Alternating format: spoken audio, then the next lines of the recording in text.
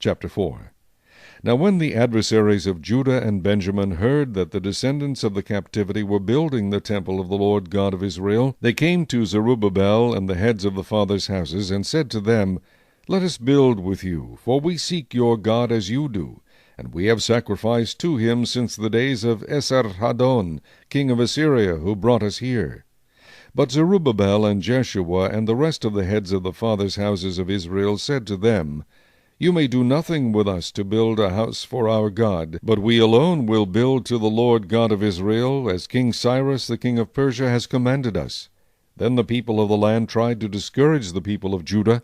They troubled them in building, and hired counselors against them to frustrate their purpose all the days of Cyrus king of Persia, even until the reign of Darius king of Persia. In the reign of Ahasuerus, in the beginning of his reign, they wrote an accusation against the inhabitants of Judah and Jerusalem. In the days of Artaxerxes, also Bishlam, Mithridath, Tabel, and the rest of their companions wrote to Artaxerxes king of Persia, and the letter was written in Aramaic script and translated into the Aramaic language. Rehum the commander and Shimshai the scribe wrote a letter against Jerusalem to King Artaxerxes in this fashion.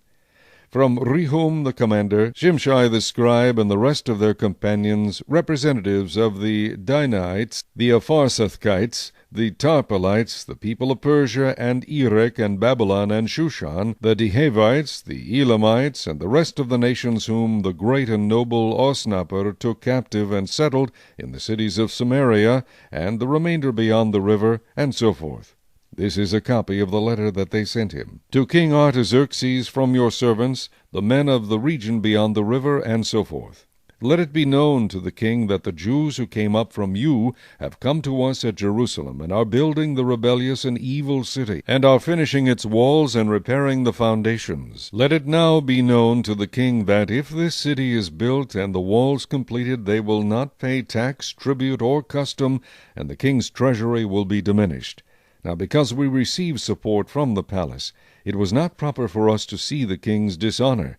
Therefore we have sent and informed the king, that search may be made in the book of the records of your fathers, and you will find in the book of the records and know that this city is a rebellious city, harmful to kings and provinces, and that they have incited sedition within the city in former times, for which cause this city was destroyed.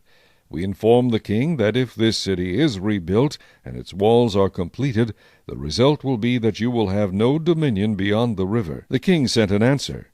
To Rehum the commander, to Shimshai the scribe, to the rest of their companions who dwell in Samaria, and to the remainder beyond the river, peace, and so forth. The letter which you sent to us has been clearly read before me, and I gave the command, and a search has been made, and it was found that this city in former times has revolted against kings, and rebellion and sedition have been fostered in it. There have also been mighty kings over Jerusalem, who have ruled over all the region beyond the river, and tax, tribute, and custom were paid to them.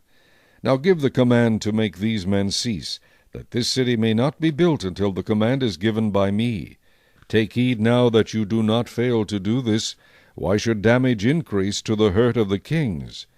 Now when the copy of King Artaxerxes' letter was read before Rehum, Shimshai the scribe, and their companions, they went up in haste to Jerusalem against the Jews, and by force of arms made them cease.